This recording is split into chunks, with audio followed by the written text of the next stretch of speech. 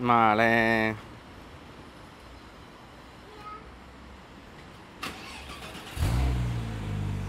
Симпатяги, днеска имаме брутално Порше 911, ама някакво много наточено. Просто много наточено. Няма такъв ненормален красавец. Колата е с щета на тавана. Ето тука. Вижда се. Има малко прецакана и боята. Но ще го оправиме и ще запазим оригиналната боя доколкото може. Уникална красавица. Уникална. Ето това е щетата. Вижда се хубаво на дневната светлина.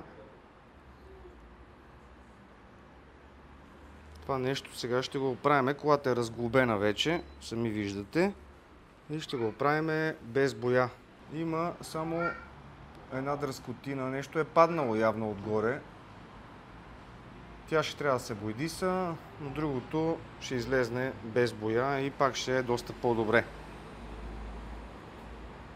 Защото на тия коли трябва да им се запази оригиналната боя. Камерите са сложени.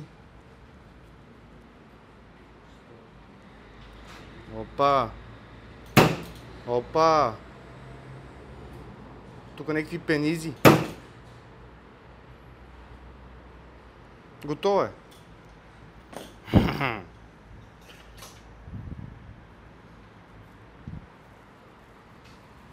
Да, ще се радвам в коментарите да кажете нещо за тази кола, между другото. Защото е някакво интересно изпълнение. 911 турбо, спирачки, чудеси, генерации.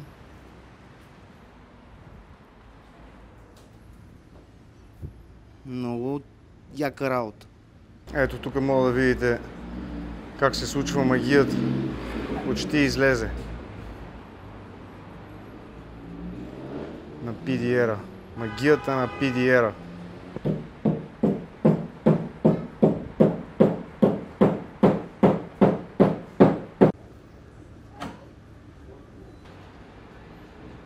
Колата ще стане буквално за деня,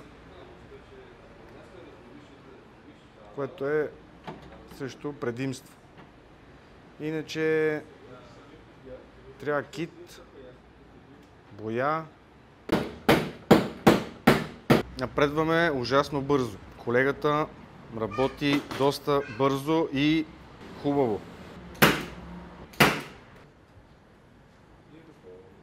Ето сега с гъбката, издръпва го и е готово. Много лесно звучи, но за съжаление не е така. Просто се шегувам. Просто уникална работа.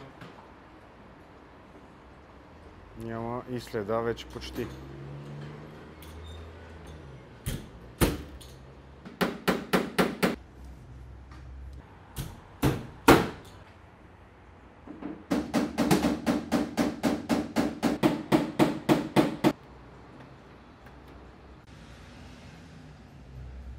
Колегата действа и сме почти готови.